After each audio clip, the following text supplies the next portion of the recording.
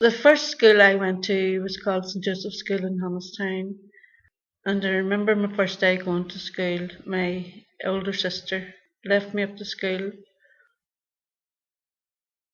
Screaming, my mother had to sit in the classroom, but whatever happened to her knee, I have no idea, but she sat all morning with me in this classroom. Warm, and there was a bacon factory next door, so you could smell the smell of this rendering or whatever they do to bacon, and you were trying to drink warm milk. When I started school when I was 5, my older sister and 2 brothers had left. They had business in Sanders and had left, and the headmaster in the school was called Dad McGuire. I remember the time, like, what happened was myself and my brother were together, and I slipped, and my head went under the water. And I remember all the water got up in my nose and down my throat, and spitting the water out, and my brother pulled me out. And to this day. And I can remember the bathing costume. It was one of those elasticated ones with bubbles, and as it got wet, the bottom of it went further and further down till it was at your knees. And it was really horrible and embarrassing. And that was the first time I think that I had ever actually went into the sea. A 14-year-old girl with long curly hair, pair of white ankle socks. I thought my mother has put me into like a labour camp here. And really embarrassed me. Maybe other ones did the same thing at that time, I don't know.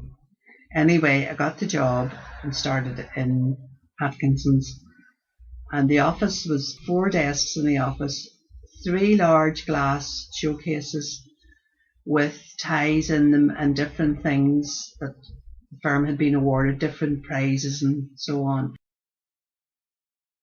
Same day you do a full day rehearsal, and you're rehearsing with an orchestra. It was a Bob Sharple's orchestra at that time.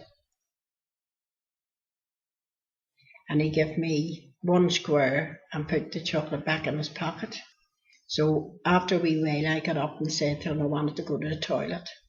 Instead of going to the toilet, I just went out through the front door, down into my chum's house, and her ma said to me, "Where's my Edie?" I said, "You're Edie sitting up in the stadium with 2 boys and a bar of chocolate, and I'm away home." When I was about 14, my mummy went to a dance in the Hannah's Town Hall at St Joseph's. There was a guest tea on, and this time in particular she asked me to go with her. And then we came back up for Eddie's bus, where he lived up the Martin Road on Highfield, number 73 bus. And we waited there for Eddie's bus to arrive. I can't remember if I got a kiss or not. I can't even remember that, you know. But I'm sure I floated down home.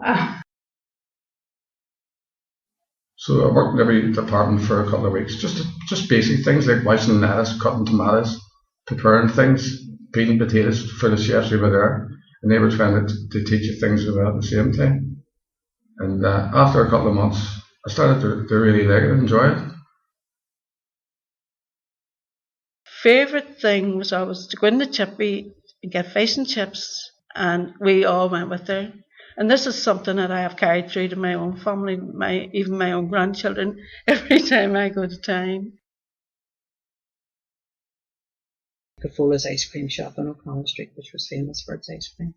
Went and got a block of ice cream and came back. He wasn't supposed to leave, and with nothing to eat it with, and we eat it with the end of the toothbrushes, I remember. And everything was still rationed in Northern Ireland, and we couldn't get a lot of things. We're not bringing nothing over the border.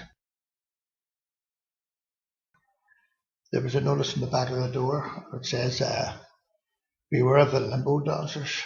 It stuck in my mind, you know. So when he came over and put his hand on me, I got the shuttle and hit him over the head with it. I only stayed there for about a month after that, and I left. And the answer was Frog's Legs, 5 and 4, and the country month put down Paris buns, which would spread all over the yard.